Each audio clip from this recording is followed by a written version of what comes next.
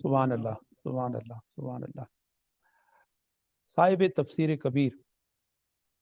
بیان فرماتے ہیں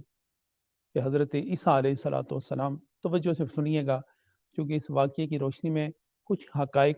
میں آپ کے سامنے رکھنا چاہوں گا، اور وہ حقائق سن کر آپ انشاءاللہ بہت خوشی محسوس فرمائیں گے۔ تو تحریر فرماتے ہیں کہ حضرت عیسیٰ علیہ الصلوۃ والسلام گزرتے گزرتے جب قبرستان سے گزرتے ہیں تو ان کی نظر ایک قبر پر پڑی جس صاحب قبر کو دردناک عذاب دیا جا رہا ہے۔ تو آپ اس شخص کو اس عذاب میں دیکھ کر آگے گزر گئے۔ کچھ عرصے کے بعد، اب اس میں مدت کا ذکر نہیں کہ 2 سال بعد یا 3 سال بعد، آپ 4 سال بعد واپس آئے یا 5 سال بعد واپس آئے، جب اسی قبرستان سے گزرے تو آپ کی نظر میں سارا ماحول تھا۔ اس قبر کے دانے پر آپ نے کھڑے ہو کر دیکھا اور حیرت میں مبتلا ہو گئے کہ چند سال پہلے میں یہاں آیا تھا تو صاحب قبر کو جہنم کے عذاب سے 2 4 دیکھا تھا، اسے تڑپتا دیکھا، اسے چیختے دیکھا، اسے آہوزاریاں کرتے دیکھا، اسے تڑپتے بلکتے اور آگ میں لوٹ پوٹ ہوتے دیکھا۔ لیکن آج ان کی حیرت کی انتہا نہ رہی کہ جب اسے دیکھا تو نور کے فرشتے نور کے تھال اور ٹرے لے کر وہاں پر موجود ہیں، اور وہ قبر جنت کا سما پیش کر رہی ہے۔ ہر طرف نور ہی نور ہے، اور صاحب قبر پر ایک طرب اور سرور کی کیفیت طاری ہے۔ حیرت میں ڈوب جاتے ہیں حضرت عیسیٰ علیہ السلام کہ یہ کیا ماجرا ہے۔ چند سال پہلے یہی صاحب قبر جہنم کے عذاب سے چیختے ہوئے، چلاتے ہوئے اور درد اور کرب میں تڑپتے ہوئے دیکھا ہے، اور آج میں نے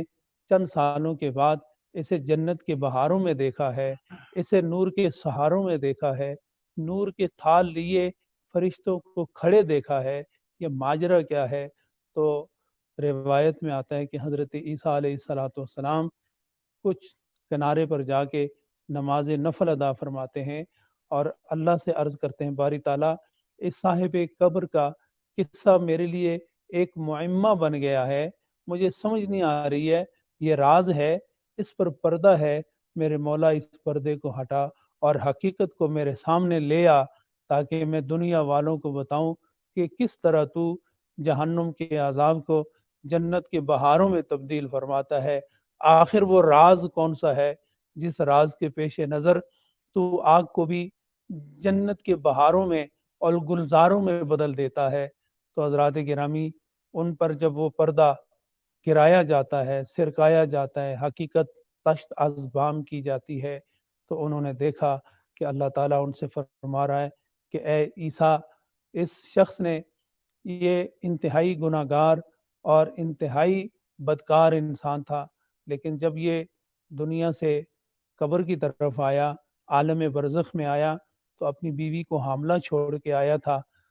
تو اس کی بیوی نے ایک بچے کو جنم دیا، اور اس کی بیوی نے اس بچے کو بڑے ہونے پر مدرسے میں داخل کیا۔ تو جب مدرسے میں وہ داخل ہوا تو اس کے استاد گرامی نے اس کی زبان کا آغاز میرے کلام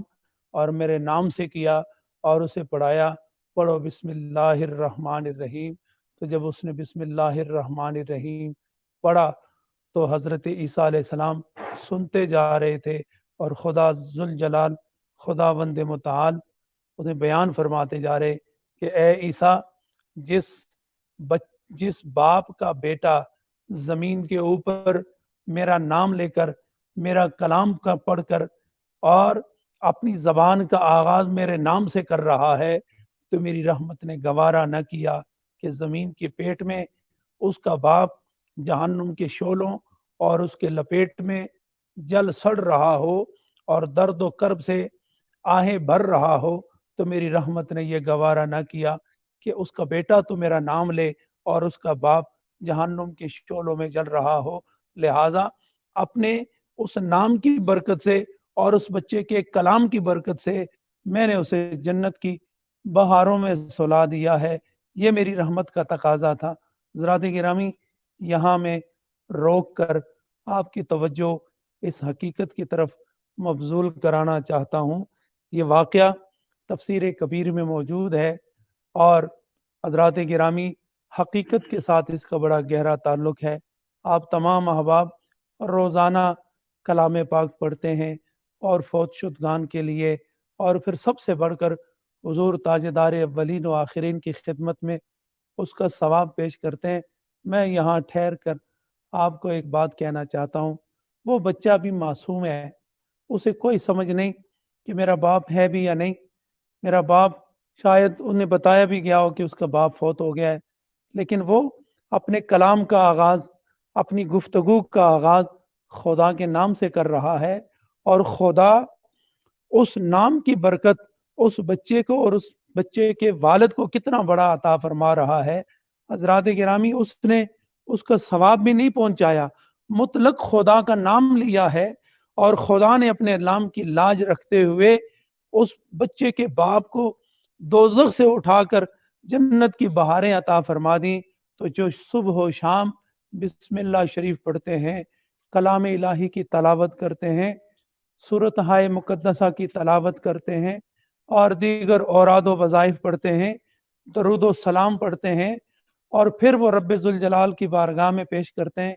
कि मेरे मौला, नबी पाक के सदके से कबूलियत का एजाज़ भी अता फरमा और इस एजाज़ के बाद हम चाहते हैं कि इसका जो सवाब तू अपने करम से, अपने फजल से, अपने एहसान से जो मुरतब फरमाए, फलां फलां फलां को पहुंचा। हजरात गिरामी, खुद सोचें कि अगर एक बच्चे का पड़ा हुआ नाम खुदा और उसकी जजा कब्र को जन्नत के माहौल में बदल सकती है, तो जो कुछ मैं पढ़ूं और आप पढ़ें और फौत शुदगान को पहुंचाएं, तो फिर क्या हाल होगा उन लोगों का जो पहले से ही जन्नत में हैं और ये कलाम जब उन तक पहुंचेगा और इसका सवाब खुदा उनको पहुंचाएगा, तो उस वक़्त उनकी खुशी का आलम क्या होगा कि आपकी तरफ से तोहफा जाए और वो वहां कब्र में जन्नत के बसेरे में रहकर उसको कबूल करें। तो ये कैसे हो सकता है कि वो हमें और आपको बुला डालें? ऐसा नहीं हो सकता। हम तो दूर हैं, वो दूर नहीं। हम खुदा से दूर हो सकते हैं, खुदा हमसे दूर नहीं। लेकिन जो दुनिया से जा चुके हैं, वो खुदा और मुस्तफ़ा की बारगाह में